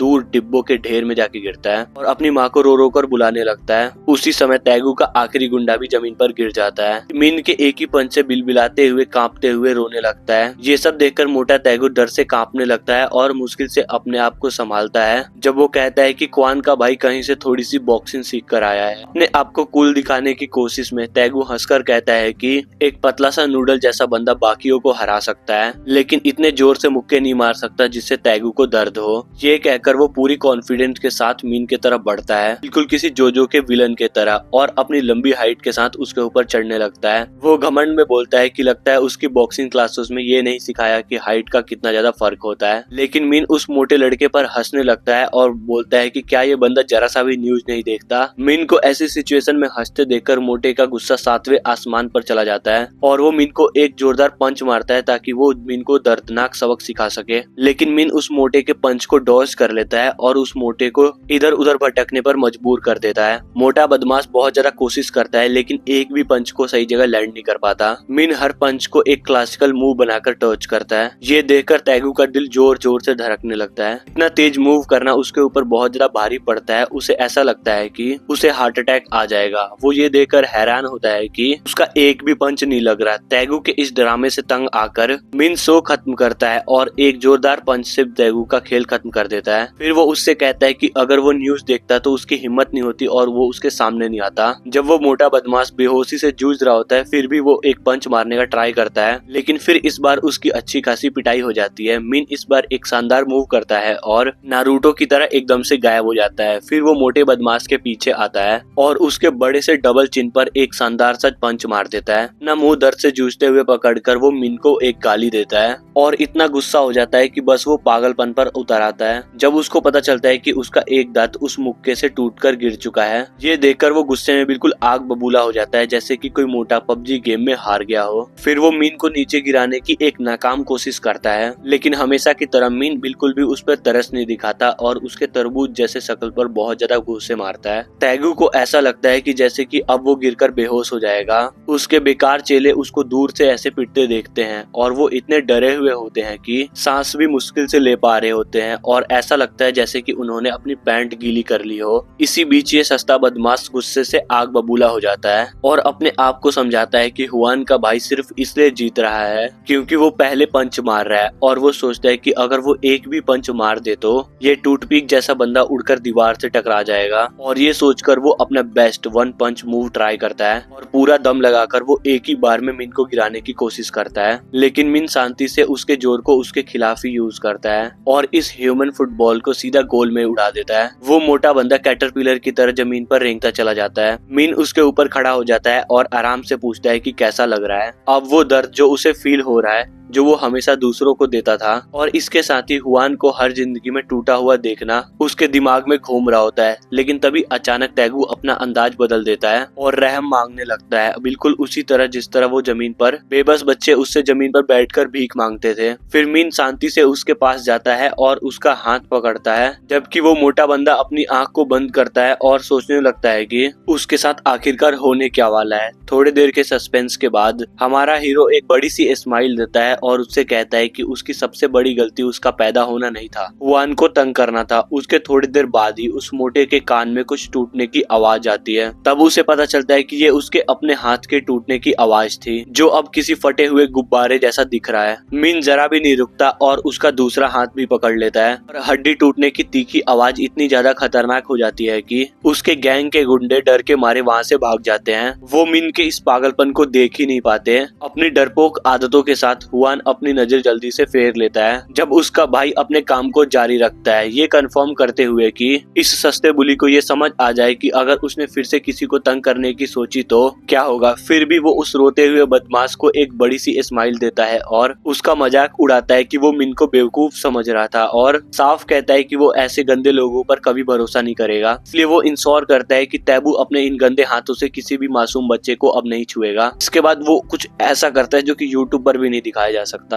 बाद में हुआन अपने भाई से पूछता है कि वो अचानक से इतने शानदार मूव्स कैसे कर रहा है और सोचता है कि शायद उसने सालों से चुपके से ट्रेनिंग की होगी। मीन समझाता है कि न्यूज में भी आ चुका है कि कुछ लोग प्लेयर्स के रूप में चुने गए हैं जो दूसरी दुनिया के पावर को अर्थ पर भी यूज कर सकते हैं। तभी वो हवा में से एक छोटा सा ब्लेड निकालता है, जिसको देखकर छोटा भाई बिल्कुल फैन बॉय बन जाता है, जैसे ये कोई legendary counter strike knife skill हो। मीन ये भी बताता है कि जो उसने फाइट में क्रेजी मूव दिखाए वो सब उसके बूस्टेड स्पीड स्टैट की वजह से है, जो उसे वर्ल्ड क्लास एथलीट से भी ऊपर ले जाती है। लेकिन वो जल्दी ही चुप हो जाता है क्योंकि उसका छोटा भाई और भी ज्यादा क्यूरियस होकर और भी सवाल पूछना चाहता था। मीन बस कंधे उछालकर बात टाल देता है। उसे याद आता है कि जब उसने पिछली बार अपने भाई से ज्यादा शेयर किया था तो उसके भाई को किसी दूसरे प्लेयर ने किडनैप कर लिया था। वो बात अलग है कि वो बिना किसी चोट के वापस आ गया था, लेकिन इस बार उसका भाई उसको थोड़ा सा भी दर्द देना नहीं चाहता। अचानक वो मुड़ता है जब उसके भाई के पेट से एक अचानक तेज आवाज आती है। मीन झट से उसको एक स्पेशल ब्रेकफास्ट के लिए एक कन्वीनियंट स्टोर पर ले जाता है ताकि वो एक अच्छे और पीसफुल दिन को सेलिब्रेट कर सके। स्टोर के अंदर उसका भाई शायद सबसे दुखी सवाल पूछता है। वो आसपास देखता है और उदास होकर सोचता है कि उसका भाई कहाँ जा रहा है, जबकि कप रामिन तो पहले से ही सामने है। मीन उसको रुकने के लिए बोलता है क्योंकि वो एक ही बार में अपने बैंक से सारा पैसा निकालने जा रहा होता है। वो उसको यकीन दिलाता है कि चिंता करने की जरूरत नहीं है। फिर वो उससे कैजुअली कहता है कि तुम जितना भी महंगा चाहो उतना सामान खरीद सकते हो। छोटा भाई कुछ सेकंड के लिए झिझकता है और सोचता है कि न्यू ईयर से पहले ही उसके सारे पैसे खर्च ना हो जाए, लेकिन वो तुरंत मान जाता है और बिना झिझके एक चिकन बॉल उठा लेता है। उसका चेहरा बिल्कुल खिल जाता है और कहता है कि ये हमेशा से ट्राई करना चाहता था। और इस स्माइल को देखकर बड़ा भाई बिल्कुल खुश हो जाता है और उससे कहता है कि अगली बार वो उसको रेस्टोरेंट लेके जाएगा ताकि वो उसको और भी ज्यादा डिशेस ट्राई करने का मौका मिल सके। अपने भाई को चिकन बॉल खरीदने की वजह से खुश होता देखकर मीन सोचता है कि बस थोड़ा सा और वेट करना होगा जब तक कि उसके पास बहुत सारा पैसा नहीं आ जाता। उसके बाद मीन देखता है कि उसका छोटा भाई खाना खाते समय बिल्कुल खुशी से फटने वाला होता है, जैसे उसकी लाइफ का मेन मिशन कंप्लीट हो गया हो। लेकिन तभी उसको कुछ याद आता है। बड़ा भाई वापस आता है और टेबल पर एक पेन पटकता है और अपने छोटे भाई को बिल्कुल चौंका देता है जब वो अनाउंस करता है कि उसने अपनी पूरी लाइफ सेविंग लॉटरी टिकट खरीदने में बर्बाद कर दी है। छोटे भाई का चेहरा पसीने में डूब जाता है और वो घबराहट में पूछता है कि क्या मिन ने अपने सारे पैसे उड़ा दिए, लेकिन मिन कैजुअली रिप्लाई करता है कि उसने अपना पूरा अकाउंट खाली कर दिया। इसको सुनते ही छोटा भाई बिल्कुल पैनिक हो जाता है। मिन एक सेकंड भी वेट नहीं करता और तेजी से लिखना शुरू कर देता है। उसका भाई झांक कर देखता है कि वो क्या कर रहा है। वो देखता है कि कुछ अजीब हो रहा है और वो पूछता है कि वो सभी 20 टिकट पर एक ही नंबर क्यों लिखा है। अपने चेहरे पर शैतानी स्माइल के साथ हमारा हीरो गर्व से बताता है कि वो उसका लकी नंबर है। वापस अपने अपार्टमेंट पर आकर हुआन हर सेकंड को बहुत ज्यादा डर से देख रहा है जब लॉटरी टिकट के अनाउंसर को विनिंग नंबर स्लोली रिवील करते हुए देखता है। परेशानी में वो अपने नेल्स चबाना शुरू कर देता है और सोचता है कि इतने ज्यादा पैसे पैसे उड़ाने के बजाय वो फैंसी डिनर एंजॉय कर सकते थे। लेकिन जैसे ही अनाउंसर्स लकी नंबर को कॉल आउट करते हैं, उसकी चिंता जल्दी ही गायब होने लगती है। वो स्क्रीन को घूरता है और पूरा दंग हो जाता है जब वो देखता है कि नंबर बिल्कुल वही है जो कि मिन ने लिखे थे, और अनाउंसर भी कहता है कि वो नंबर 1 विनर है। वान ऐसे एक्ट करता है जैसे कि वो किसी पागल सपने में फंस गया हो। उसके आंखों में आंसू आ जाते हैं और वो अपने भाई से कहता है कि वो उसका गाल नोच दे, बस ये कंफर्म करने के लिए कि ये सच है। मिन उसको चिढ़ाता हुआ कहता है कि बच्चों की तरह घबराना बंद कर दे, और एक बड़ी स्माइल के साथ बताता है कि ये सब सच है और वो अब बहुत ज्यादा अमीर हो चुके हैं। मिन कैजुअली अपने भाई से कहता है कि थोड़ा शांत हो जाए, इतना ज्यादा एक्साइटेड मत हो वरना पड़ोसी डिस्टर्ब हो जाएंगे। और मनी मन हंसता है जब उसे याद आता है कि वो कैसे एक छोटी लड़की की तरह चिल्लाया था जब उसने पहली बार विनिंग नंबर गैस किए थे। लेकिन अब जब सब कुछ हो रहा है और प्लेयर्स ने इकोनॉमी की वाट लगा दी है, पैसा कमाना तो एकदम आसान हो गया है। उसके बाद हमारा हीरो बेफिक्र होकर बैंक में घुसता है और कैजुअली क्लर्क से कहता है कि वो टॉप विनर है और अपना प्राइज क्लेम करना चाहता है। क्लर्क उसे कॉन्ग्रेचुलेट करता है और मनी मन सोचता है कि ये टॉप विनर बहुत ज्यादा जवान लग रहा है, बिल्कुल एक स्टूडेंट की तरह। फिर वो मिन से पूछता है कि उसने टिकट्स कहाँ से खरीदे थे, और जैसे ही वो ब्रांच नंबर सुनता है वो आदमी बिल्कुल घबराना शुरू कर देता है, क्योंकि उसे याद आता है कि एक आदमी ने उसको बताया था कि 100 से ज्यादा विनिंग टिकट एक ही स्टोर से निकले थे। क्लर्क तुरंत समझ जाता है कि उसका मतलब है कि एक ही इंसान ने वो सब खरीदे थे, और उसे ये भी याद आता है कि उस आदमी ने कहा था कि अगर टॉप विनर आए तो तुरंत डायरेक्टर को कॉल करे। फिर वो प्यार से मिन से कहता है कि थोड़ी देर इंतजार करे, और थोड़ी देर में डायरेक्टर भी वहाँ पर आ जाते हैं।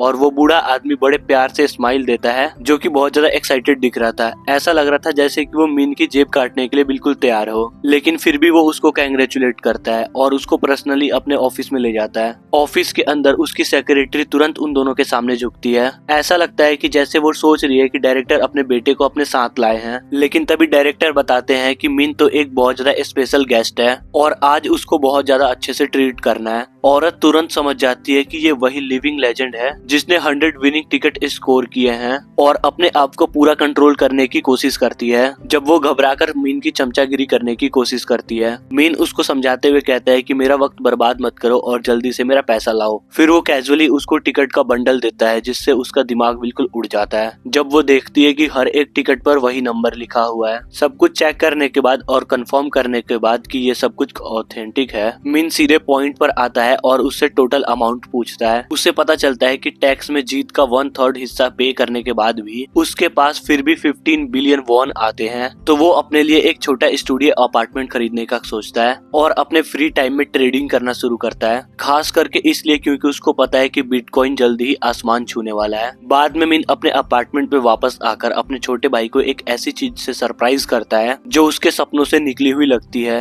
हुआन उससे पूछता है कि जब उसके पास इतना सारा पैसा है तो वो अपार्टमेंट को किराए पर क्यों ले रहा है, सीधे खरीद क्यों नहीं लेता। फिर मिन उसको गर्व से रिवील करता है कि वो फिर से गरीब हो गए हैं क्योंकि उसने अपनी सारी इनकम क्रिप्टो में डाल दी है। ये सुनते ही उसके भाई का दिमाग उड़कर राख हो जाता है। मिन आराम से उसके कंधे पर हाथ रखता है और उसे यकीन दिलाता है कि उससे पता है कि वो क्या कर रहा है। वो उसे शांत होने को कहता है क्योंकि उसके सपने वाले बूढ़े आदमी ने उसके अगले 4 राउंड के लकी नंबर्स भी दिए हैं, लॉटरी वाले। ये सुनकर उसका भाई मिन को सोडा कैन की तरह हिलाता है और उसे चिल्लाते हुए कहता है कि वो नंबर्स कभी ना भूले। वैसे भी मिन चाहकर भी इन सब चीजों को भूल नहीं सकता क्योंकि उसने 99 बार इसी चीज को एक्सपीरियंस किया है। ये सब एक तरफ रखकर मिन उसको जल्दी से पैकिंग शुरू करने को कहता है क्योंकि वो इसी वक्त नई जगह पर शिफ्ट होने वाले हैं। और इसी बीच दूसरी तरफ एक और प्लेयर जो कि बुली यंग है, पागलों की तरह कंक्रीट की दीवार को हल्क की तरह तोड़ रहा होता है और वो गर्व से सोचता है कि उससे ज्यादा स्मार्ट कोई भी नहीं है क्योंकि उसने अपने सारे पॉइंट्स स्ट्रेंथ में डाल दिए हैं। हालांकि वो दूसरों से थोड़ा अलग है क्योंकि उसके पास रून ऑफ पावर है जो एक प्लेयर की स्ट्रेंथ डबल कर देता है और इतना कॉन्फिडेंस देता है कि वो माइक टाइसन और जैक पॉल को दोनों को एक साथ हराकर रुलाकर घर भेज सकता है। अपनी भयानक फिस्ट को टाइट करके वो डिसाइड करता है कि अब टाइम आ गया है कि वो अपने वेपन्स की टेस्ट करे। वो सीधा र्यूमिन के घर आता है और दरवाजे पर जोर से नॉक करने लगता है और वो चिल्लाकर मिन से कहता है कि डरकर चूहे की तरह अंदर छिपने की जरूरत नहीं है। जब उसे कोई जवाब नहीं मिलता तो वो सोचता है कि कहीं वो किसी चूहे की तरह गटर में गिर के मर तो नहीं गया। और जब मिन ने उसको एक बार घमंडी और मजाकिया स्माइल दी थी, बस वो सोचकर उसका खून और भी खौलने लगता है। वो दरवाजे को पागलों की तरह पीटता रहता है। वो मिन को तोड़ने और मिन की धुलाई करने के लिए तैयार था, लेकिन आखिरकार रुक रुक जाता है जब उसको थोड़ा थोड़ा समझ आता है कि मीन घर पर है ही नहीं। वो पागल आदमी फिर चिल्लाता है कि अगर उसने अंदर से थोड़ी सी भी आवाज सुनी तो वो पूरी स्वॉट रेड की तरह दरवाजा तोड़ देगा।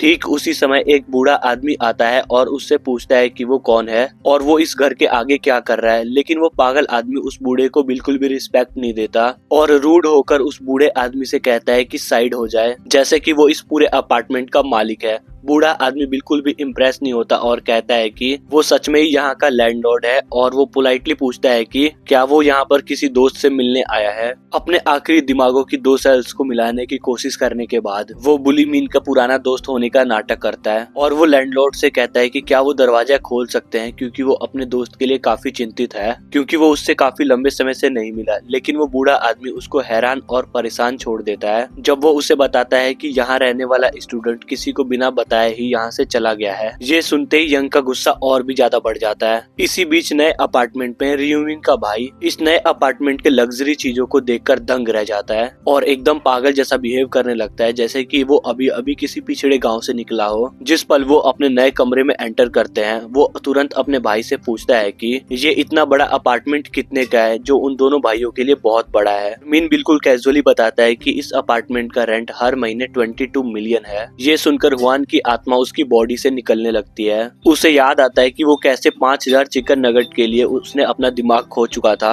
वो जल्दी से मीन को एडवाइस देता है कि पागलों की तरह पैसे खर्च करना बंद करे और कोई सस्ती जगह ढूंढे, लेकिन हमारा बड़ा भाई उसको बताता है कि उन्हें इस जगह की टॉप सिक्योरिटी की जरूरत है, खास करके इसलिए क्योंकि प्लेयर्स हर महीने की पहली तारीख को गहरी नींद में सो जाते हैं, जिससे वो नेचुरल डिजास्टर से लेकर प्लेयर के द्वारा भेजे गए असासन के लिए बिल्कुल आसान टारगेट हो जाते हैं। मीन को अपने पिछले एक्सपीरियंस से पता है कि दूसरी दुनिया की पावर कुछ भी नहीं है जब तुम रियल लाइफ में कोमा में हो। ये सब बताने के बाद वो अपने छोटे भाई से पूछता है कि अपार्टमेंट कैसा लगा और हुआन सच में बहुत ज्यादा खुश होता है, लेकिन उसकी स्माइल जल्दी ही चली जाती है और वो मीन से माफी मांगता है कि उसकी वजह से उसने इतना टाइम और एनर्जी वेस्ट किया, जबकि उसके पास दूसरी दुनिया में पहले से ही काफी प्रॉब्लम्स हैं। मीन इस बात को हंस के टाल देता है और उसके पीठ पे जोर से थपकी मारता है और वो उस शैतान से पूछता है कि क्या उसको सच में लगता है कि वो अगले राउंड के बाद वापस नहीं आएगा। उसके बाद वो अपने भाई से कहता है कि थोड़ा रिलैक्स करे और बिल्डिंग में मौजूद 5 स्टार लंच को एंजॉय करे, जबकि वो अपने मैसेजेस देखने जा रहा है। उसके बाद वो देखता है कि उस बुली के बहुत सारे गुस्से वाले मैसेज और धमकी होते हैं। फिर वो एक लंबी सांस लेता है और उस पागल आदमी के मैसेज को इग्नोर कर देता है, क्योंकि वो चाहे कितना भी भौंके, ब्लैक साइड बनने के बाद उसको कोई भी छू नहीं सकता।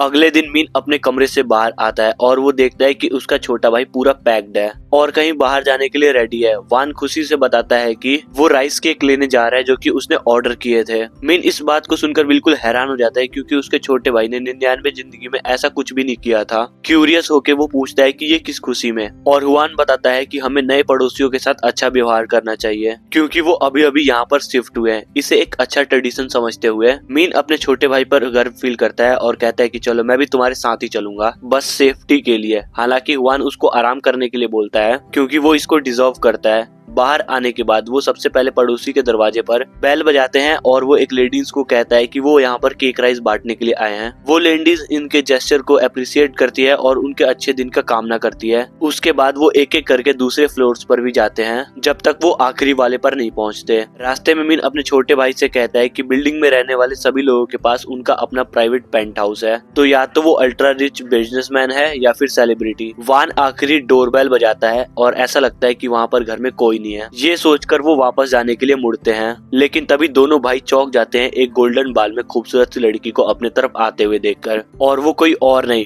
फेमस एक्ट्रेस एरन साइयोस है। वान उसकी खूबसूरती देखकर पागल हो जाता है, लेकिन मीन बिल्कुल शांत रहता है जैसे कि वो सिग्मा मेल है। जब वो उसको केक देने की कोशिश करते हैं तो उसका बॉडीगार्ड अचानक से बीच में आता है और दोनों भाइयों से पूछताछ शुरू कर देता है, ये पता लगाने के लिए कहीं ये स्टॉकर्स तो नहीं। तभी मीन अपनी ठंडी आंखों से उसको शांत कर देता है और कूल अंदाज में बताता है कि वो सड़क पर पिटता हुआ कोई भिखारी नहीं है, वो अभी अभी बस यहाँ पर शिफ्ट हुआ है और नए घर में आने की खुशी में सबको गिफ्ट बांट रहा है। ये सुनकर आखिरकार बॉडीगार्ड रिलैक्स होता है और प्यार से उनके ऑफर को रिजेक्ट कर देता है, क्योंकि एरिन जैसी खूबसूरत लड़कियों को मिठाई से अपना फिगर खराब करने की परमिशन नहीं है। अपने अपार्टमेंट का दरवाजा खोलने के बाद वो लड़की को अंदर जाने को कहता है, जबकि वो दोनों भाइयों की तरफ पीछे मुड़कर देखती है जैसे कि वो अपने बॉडीगार्ड के रूड बिहेवियर के लिए दोनों से माफी मांग रही हो। मीन बिल्कुल भी इम्प्रेस नहीं हुआ और वो अपने भाई से कहता है कि मुझे इसका एटीट्यूड बिल्कुल भी पसंद नहीं आया और उसे सजेस्ट करता है कि अब से इन दोनों को इग्नोर ही करे। लेकिन हुआन सिम्प ऑफ द ईयर बन जाता है और उस लड़की का सबसे बड़ा फैन बन जाता है। ये देखकर मीन पूरा कंफ्यूज हो जाता है कि आखिर ये इतना ज्यादा एक्साइटेड क्यों हो रहा है। वो टूथपिक जैसा बंदा अपने भाई को पकड़कर हिलाता है। वो हैरान है कि उसके भाई को पता ही नहीं है कि सेलिब्रिटी आयरिन सा कितनी बड़ी लेजेंड है। इसी बीच एरिन लगातार हेडलाइंस पढ़ती है जिसमें लिखा होता है कि दूसरी दुनिया में टारगेट किए गए आधे से ज्यादा सेलिब्रिटीज मारे जा चुके हैं या उन्होंने सुसाइड कर लिया है, जिससे वो गहरी चिंता में पड़ जाती है कि कहीं उसके साथ भी ऐसा ना हो जाए। ठीक उसी समय उसको एक दोस्त का मैसेज मिलता है कि जो उसको बताता है कि उनका सीनियर अभी अभी मारा जा चुका है, तो क्या उसके फ्यूनियर में वो आएगी। और उसके बाद वो एक पल के लिए अपने फोन से ध्यान हटाती है और सोचती है कि अगर उसके पास उसका रियून नहीं होता तो आज उसके मरने की हेडलाइन भी न्यूज में चल रही होती। उसे ये सोचकर बुरा लगता है कि वो कभी इतनी घमंडी थी कि वो सोचती थी कि उसका नाम भी पेपर में आएगा, जबकि वो तो बस एक वन हिट वंडर है जिसका फेम बस एक लक है। यहाँ तक कि उसका स्टूडियो अपार्टमेंट भी उसकी कंपनी ने स्पॉन्सर किया है। उसे इतना स्ट्रेस देखकर उसका बॉडीगार्ड सोनचुल उससे आराम से पूछता है कि उसके दिमाग में आखिरकार चल क्या रहा है, तो वो उससे बताती है कि कुछ खास नहीं। वो बंदा उससे कहता है कि टेंशन ना लो, तुम किसी भी चीज के बारे में मेरे से बात कर सकती हो, चाहे वो कुछ भी हो। तो एरिन उससे बताती है कि वो परेशान है कि अगले राउंड में वो कैसे सरवाइव करेगी एक ऐसी दुनिया में जहाँ पर सेलिब्रिटीज टेस्ला के स्टॉक की तरह गिर रहे हैं। तो वो शांति से उसको रिलैक्स होने को कहता है क्योंकि वो हर कदम पर उसके साथ रहेगा। सोंगचुल उसको आराम से बताता है कि वो बहुत ज्यादा सोच रही है और कहता है उस पर थोड़ा और विश्वास करे। ये सुनकर वो स्माइल देती है। जब उसे याद आता है कि कंपनी ने उसे पहली बार उसका केयर टेकर बनाया था तो वो उस पर कितना शक करती थी, लेकिन उसने उसका ट्रस्ट लगभग तुरंत जीत लिया क्योंकि उसने उसे पहले ही राउंड में खत्म होने से बचाया था। सोंगचुल उसको यकीन दिलाता है कि वो हमेशा उसके लिए रेडी रहेगा, जिससे वो अंदर से खुश हो जाती है। तो वो मजाक में कहती है कि उनके पड़ोसियों के लाए हुए राइस केक बहुत ज्यादा मजेदार लग रहे थे, लेकिन वो उसे कहता है कि वो पहले से ही थोड़ी मोटी हो रही है और वो और वजन नहीं बढ़ा सकती। लेकिन फिर भी वो कहती है कि लेकिन पड़ोसियों को इतना ज्यादा रूडली मना करना अच्छा नहीं था क्योंकि आजकल ऐसे लोग मिलना मुश्किल है जो कि पुरानी ट्रेडिशन फॉलो करते हैं। लेकिन सोंगचुन कंधे उचकाता है और कहता है ये सब फॉर्मल वाली बातें हैं और ये सब बस बकवास है। आजकल लोग इसलिए अच्छा बनते हैं ताकि उनको बदले में कुछ मिले, बिल्कुल पैरासाइट की तरह। ये बात एरिन को बिल्कुल भी कन्विंस नहीं करती क्योंकि उसे बार बार याद आता है कि वो दोनों कितने क्यूट और मासूम लग रहे थे। वो यहाँ तक कहती है कि उनमें से एक जरूर 15 साल से बड़ा लग रहा था और सोचती है कि वो भी प्लेयर होगा। ये कितना अमेजिंग है कि आजकल के बच्चे कितने ज्यादा अमेजिंग है कि वो आराम से 100 गॉब्लिन्स को मार के आगे बढ़ जाते हैं जैसे कुछ भी हुआ ही ना हो। और सोंगचिन उससे कहता है कि कोई भी 100 गॉब्लिन्स को मार सकता है, लेकिन एरिन कहती है कि कोई भी एवरेज इंसान फाइटिंग में इतना अच्छा नहीं हो सकता जब तक कि वो उसके जैसा बॉडीगार्ड ना हो। लेकिन इसके बाद भी वो ब्लैक साइड का मुकाबला नहीं कर सकता। उसे गॉगलिन हंट पर जाते हुए देखकर उसे सच में गॉगलिन्स के लिए बुरा लगता है और ये भी गलत नहीं होगा जबकि वो माने कि वो रियल लाइफ हिटमैन है और उस जैसे प्लेयर का अगले राउंड में बचना बिल्कुल पक्का है। एरिन चिंता करने लगती है कि क्या उस जैसे कमजोर लड़की अगले राउंड में जिंदा बच पाएगी। अगले दिन जब हुआन अच्छे लड़के की तरह अपार्टमेंट की सफाई कर रहा होता है, मीन आखिरकार घर वापस आता है और उसे बताता है कि उसने चौथे राउंड की लॉटरी से पिछली बार जितना पैसा नहीं कमाया। जब हुआन बताता है कि उसके इतनी बार लॉटरी जीतने से उनका क्या रिएक्शन था, तो मीन उनको वही बहाना देता है कि एक बूढ़ा आदमी उनके सपनों में आकर लॉटरी नंबर देता है। फिर वो उससे पूछता है कि क्या अभी भी वो अपनी सारी सेविंग्स बिटकॉइन में डाल रहा है, और मीन बिल्कुल प्राउडली बोलता है कि अब तक वो पूरा दुगना हो चुका है। उसका छोटा भाई सलाह देता है कि इतनी ज्यादा लालच ना करे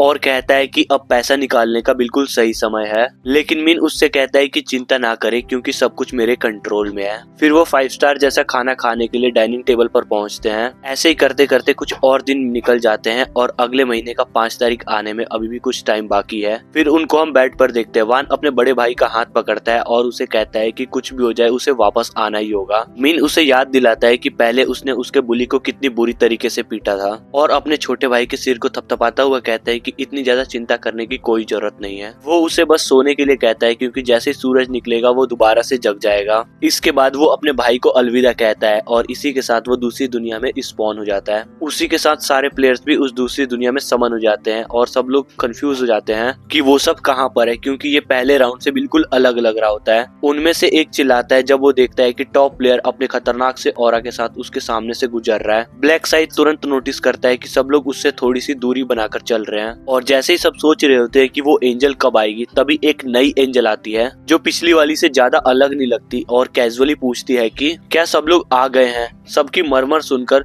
वो खुशी से बोलती है कि पहले राउंड वाली एंजल अपने छोटे से एक्सीडेंट की वजह से छुट्टी पर चली गई है। शैतान से भी ज्यादा गंदी स्माइल के साथ वो सभी लोगों से कहती है कि तुम लोग चिंता मत करो, क्योंकि वो सबसे ज्यादा सेफ हाथों में है। उसके साथ वो अपने एंजल जैसे पंख को फैलाती है और दूसरे राउंड के क्वेस्ट एक्टिवेट करती है और सभी प्लेयर्स के सामने क्वेस्ट विंडो आ जाती है। हर एक बंदे के क्वेस्ट में अगले 3 घंटे में जोन रिप्रेजेंटेटिव चूज करने का होता है। हर लोग हैरान और कंफ्यूज होकर क्वेस्ट विंडो को घूरते हैं, क्योंकि उनमें से ज्यादातर को मॉन्स्टर्स के खिलाफ लड़ाई की उम्मीद थी। उनमें से एक कहता है कि क्वेस्ट के बाद भी सर्वाइवर्स की संख्या सेम रहेगी, जिससे सभी प्लेयर्स के मन में खुशी दौड़ जाती है और ये सब कुछ एंजल नोटिस करती है और इस राउंड के नेचर को एक्सप्लेन करने का फैसला करती है। वो कंफर्म करती है कि जैसा सब लोग सोच रहे हैं इस राउंड में कोई भी लड़ाई नहीं होगी और उसकी जगह वो बताती है कि उन्हें उनके बीच में से एक लीडर चुनना होगा। वो एंजल दूसरों को लालच देते हुए कहती है कि जोन रिप्रेजेंटेटिव को दूसरों को कमांड करने की अथॉरिटी मिल जाएगी, चाहे उनका मतलब उनकी जान लेना हो या फिर कीड़े की तरह घसीटना हो। वो इस पावर के बेट से सच में खुश लगती है, जबकि बाकी लोग कंफ्यूज होकर एक दूसरे को देखते हैं। उन्हें उसकी स्टेटमेंट का कुछ मतलब समझ नहीं आता। सूरज की रोशनी उसके सुनहरे पंखों पर पड़ रही होती है, जिससे उसका ऑरा और भी बढ़ जाता है। फिर वो अनाउंस करती है कि 3 घंटे के बाद हर किसी को अपना वोट देने का परमिशन होगा और उन्हें बस अपने लिए एक लीडर चुनना होगा। एक नीले बालों वाला प्लेयर आगे आता है और पूछता है कि क्या कोई हिडन कंडीशन है जो उनको पता होनी चाहिए, लेकिन वो एंजल आराम से उसके कंफ्यूजन को दूर करती है और कंफर्म करती है कि और कुछ भी नहीं है। वो उनको यकीन दिलाती है कि एक बार वो अपना वोट डाल देंगे तो उन्हें घर भेज दिया जाएगा